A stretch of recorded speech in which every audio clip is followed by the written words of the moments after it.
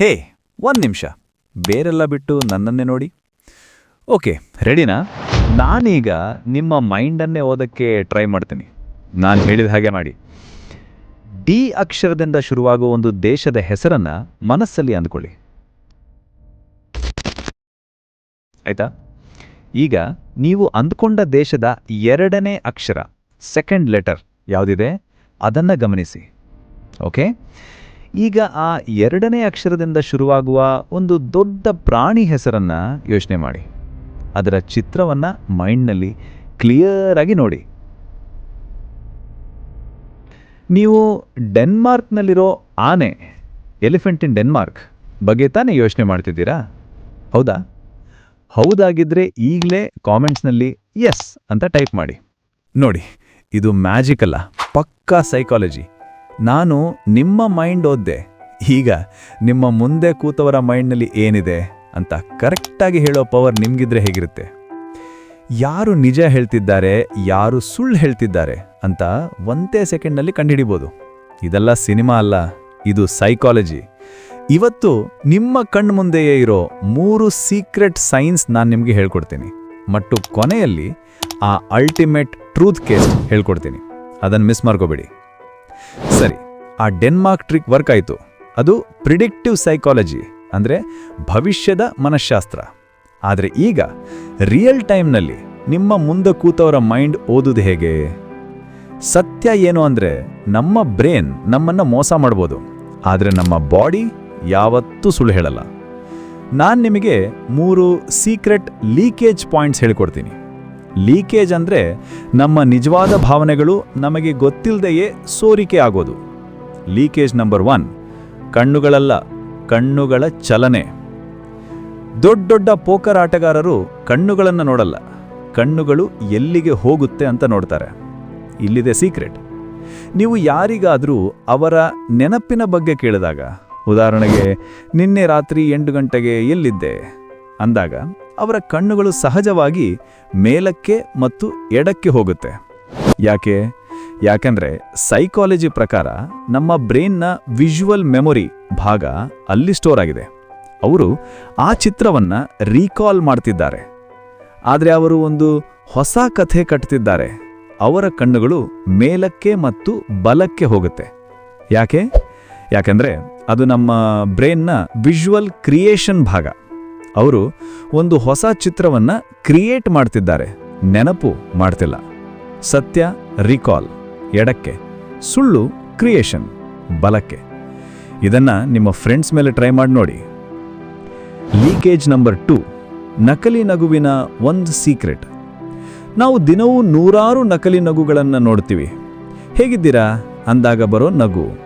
ಆದರೆ ನಿಜವಾದ ನಗು ಮತ್ತು ನಕಲಿ ನಗುವಿಗೆ ಒಂದೇ ಒಂದು ದೊಡ್ಡ ವ್ಯತ್ಯಾಸ ಇದೆ. ಅದು ಬಾಯಿ ಅಲ್ಲ, ಅದು ಕಣ್ಣು. ಇದಕ್ಕೆ ಸೈಕಾಲಜಿನಲ್ಲಿ ಡುಶೇನ್ ಸ್ಮೈಲ್ ಅಂತಾರೆ. ಯಾರಾದರೂ ನಿಜವಾಗ್ಲೂ ಖುಷಿಯಿಂದ ನಕ್ಕದಾಗ ಅವರ ಕಣ್ಣಿನ ಸುತ್ತ ಇರೋ ಆರ್ಬಿಕ್ಯುಲಾರಿಸ್ ಆಕ್ಯುಲೈ ಅನ್ನೋ ಮಸಲ್ಲು ಸಂಕೋಚ ಅಂದರೆ ಕಾಂಟ್ರಾಕ್ಟ್ಸ್ ಆಗುತ್ತೆ. ಇದರಿಂದ ಕಣ್ಣಿನ ಸುತ್ತ ಸಣ್ಣ ಗೆರೆಗಳು ಮೂಡುತ್ತವೆ. ಈ ಮಸಲ್ನ ನಮ್ಮಿಷ್ಟಕ್ಕೆ ಕಂಟ್ರೋಲ್ ಮಾಡೋಕ್ಕೆ ಆಗಲ್ಲ. ಆದರೆ ನಕಲಿ ನಗುವಿನಲ್ಲಿ ಕೇವಲ ಬಾಯಿ ಮಾತ್ರ ಆಡುತ್ತೆ, ಕಣ್ಣುಗಳು ಡೆಡ್ ಆಗಿರುತ್ತವೆ, ಅಲ್ಲಿ ಯಾವ ಚಲನೆಯೂ ಇರಲ್ಲ. ಯಾರಾದರೂ ಬಾಯಿಯಲ್ಲಿ ನಗುತ್ತಾ ಕಣ್ಣು ಮಾತ್ರ ತಣ್ಣಗೆ ಇಟ್ಟಿದ್ರೆ ಅವರು 100% ಆಕ್ಟಿಂಗ್ ಮಾಡ್ತಿದ್ದಾರೆ ಅಂತ. ಲೀಕೇಜ್ ನಂಬರ್ 3, ದೇಹದ ಅತ್ಯಂತ ಪ್ರಾಮಾಣಿಕ ಭಾಗ. ಒಬ್ಬ ವ್ಯಕ್ತಿಯ ನಿಜವಾದ ಇಂಟ್ರೆಸ್ಟ್ ಎಲ್ಲಿದೆ ಅಂತ ತಿಳಿಬೇಕಾ? ಅವರ ಮುಖ ನೋಡಬೇಡಿ, ಅವರ ಪಾದ ನೋಡಿ. ಇದು ಯಾಕೆ ಇಷ್ಟು ಪವರ್ಫುಲ್?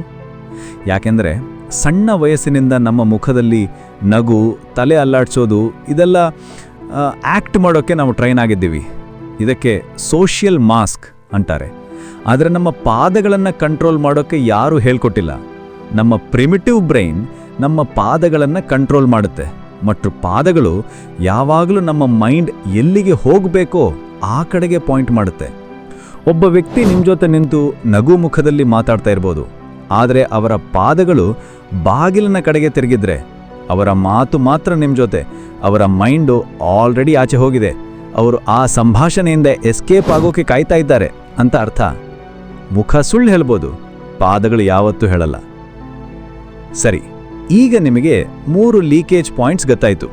ಆದರೆ ನಾನು ಈ ವಿಡಿಯೋನಲ್ಲಿ ನಿಮಗೆ ಒಂದು ಪ್ರಾಮಿಸ್ ಮಾಡಿದ್ದೆ.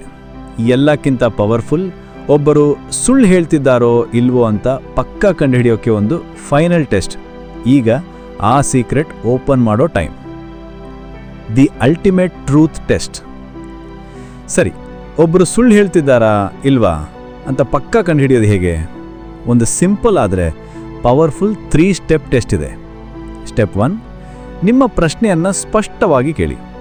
ಉದಾಹರಣೆಗೆ, ನನ್ನ ಪರ್ಸಿಂದ ದುಡ್ಡು ತೆಗೆದಿದ್ದು ನೀನಾ ಅಂತ. ಸ್ಟೆಪ್ 2, ಸಂಪೂರ್ಣವಾಗಿ ಸೈಲೆಂಟ್ ಆಗಿ, ಒಂದು ಮಾತು ಆಡಬೇಡಿ, ಸುಮ್ಮನೆ ಅವರನ್ನೇ ನೋಡಿ. ಈ ಸೈಲೆನ್ಸ್ ಇದೆಯಲ್ಲ, ಅದು ಸುಳ್ಳು ಹೇಳೋರಿಗೆ ತುಂಬ ಒತ್ತಡ ಹಾಕತ್ತೆ.